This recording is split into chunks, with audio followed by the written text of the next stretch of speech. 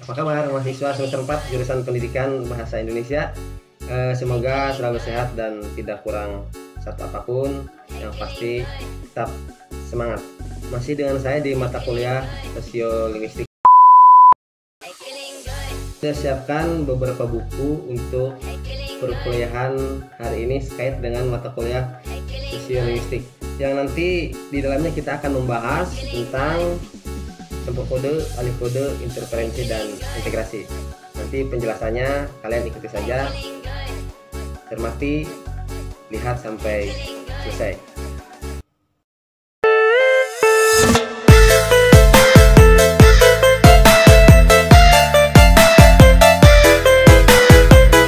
Adalah peristiwa perubahan bahasa yang dilakukan oleh penuturnya dalam sebuah percakapan. Peralihan ini dilakukan dalam suatu situasi yang sama. Situasi yang sama ya, bukan di setelah situasi yang berbeda. Contohnya, percakapan berikut, Arini dan Devi pertama menggunakan bahasa Indonesia. Nah, setelah di tengah-tengah percakapan, Devi menyisipkan bahasa daerah karena Devi menyadari bahwasannya Devi dan Arini dari daerah yang sama. Jadi, alih kode itu ada dua bahasa dalam satu situasi. Nah, penyebab terjadinya alih kode adalah pertama ada pembicara, kedua ada lawan bicara, dan ketiga perubahan situasi dengan hadirnya orang ketiga. Tapi ketika tidak ada orang ketiga, hanya pembicara satu dan lawan bicaranya, itu juga bisa menjadi penyebab terjadinya alih kode jika satu sama lain menyadari bahwasanya mereka dari daerah yang sama. Nah, selanjutnya adalah perubahan situasi dari formal ke informal atau sebaliknya.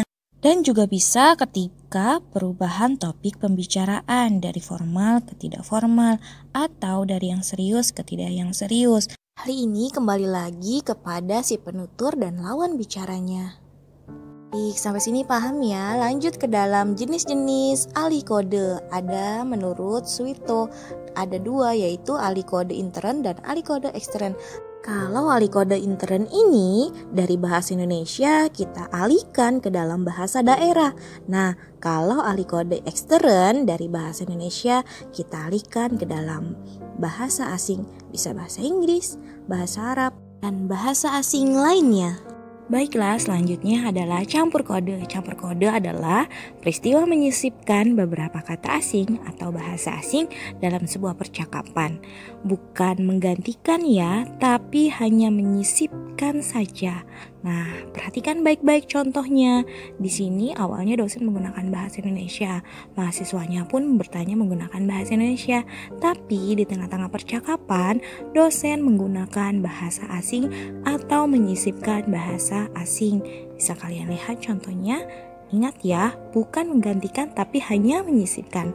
Lanjut, jenis-jenis campur kode. Berikut adalah jenis-jenis campur kode. Ada campur kode ke dalam atau inner kode mixing, campur kode ke luar atau outer kode mixing. Kalau campur kode ke dalam berarti kita menggunakan atau menyisipkan bahasa daerah saja seperti bahasa Jawa, bahasa Sunda, dan bahasa lainnya. Kalau campur kode ke luar berarti kita menyisipkan bahasa asing di dalam percakapan kita. Nah, selanjutnya adalah persamaan dan perbedaan alih kode dan campur kode. Persamaannya adalah sama-sama menyisipkan atau menggunakan bahasa selain bahasa Indonesia, bisa bahasa daerah, bahasa asing. Nah, kalau perbedaannya, alih kode mengalihkan seluruhnya, kalau campur kode hanya menyisipkan saja. Selanjutnya adalah interferensi dan integrasi. Interferensi adalah gejala penyimpangan dari norma-norma kebahasaan yang seharusnya pelafalannya sesuai dengan bahasa Indonesia ini agak menyimpang, terkontaminasi dengan dialek-dialek mengingat bahasa Indonesia itu beragam ya. Sedangkan integrasi adalah kata serapan yang digunakan dalam tuturan seolah-olah sudah milik sendiri. Dan ini juga merupakan sebuah penyimpangan dalam pengucapan atau pelafalan. Mari kita cek pada contoh untuk melihat atau memahami interferensi dan integrasi. Kalau interferensi contohnya semula yang harusnya diucapkan Bandung, Jambi, Masjid berubah menjadi Embandung, Jambi, dan Masjid.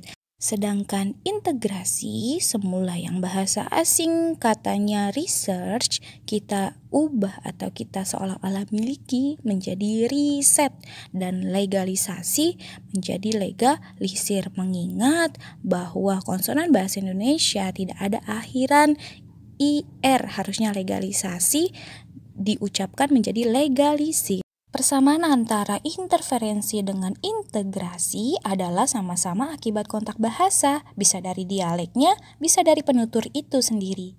Sedangkan perbedaan antara interferensi dengan integrasi adalah jika interferensi penyimpangan dalam penggunaan bahasa tulis atau lisan, jadi penyimpangannya bisa lebih luas.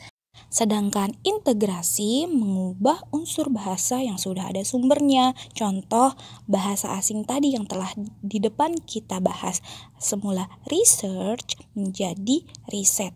Ini berkaitan dengan penyerapan bahasa asing ke dalam bahasa Indonesia. Nah, sekarang kalian sudah paham ya tentang perbedaan dan persamaan seluruh dari materi. Tadi penjelasan tentang kode, contoh kode, interferensi dan integrasi.